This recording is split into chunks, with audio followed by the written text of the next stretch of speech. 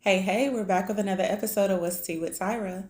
So today's episode is called Put Some Respects on His Name. And so we're in John chapter 1, verses 1 and 14. Verse 1 reads, "In the beginning was the Word, and the Word was with God, and the Word was God." And coming down to chapter or verse 14, "The Word became flesh and made his dwelling among us. We have seen his glory, the glory of the one and only Son, who came from the Father, full of grace and truth." Okay, so let's see. Legit, put some respect on his name.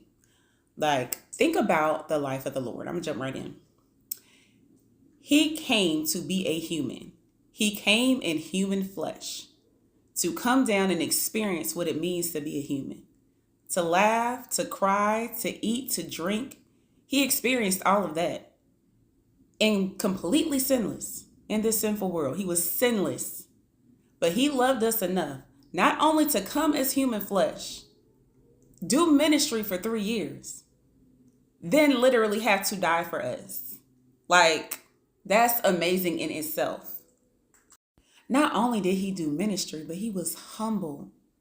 He washed the feet of each disciple. He showed the servitude. He showed them how to serve one another. And he also was around the lowliest of people. He didn't discriminate. He didn't care what your status was.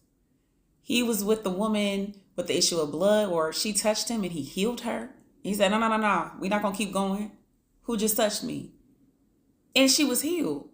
The Samaritan woman going to the well, knowing she had multiple husbands and nobody wanted to talk to her. She went to the well at a certain time of day because she didn't want to go with the other women because they was gossiping and talking about her. God healed her. God spoke to her.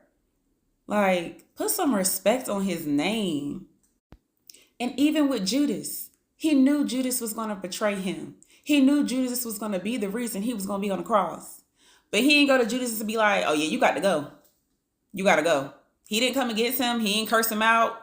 He didn't say, you ain't real for real, whatever it is. He didn't say any of that. He was humble. He was loving. He was caring anyway.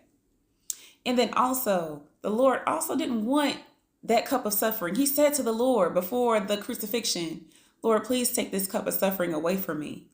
But he ended with, "Not my will, your will be done." Because even with that suffering, he was like, I still got a job to do and I'm going to do it. Put some respect on his name. And so that's what's tea for today. So as always, be thankful, grateful, humble, and blessed. And I will see y'all next time.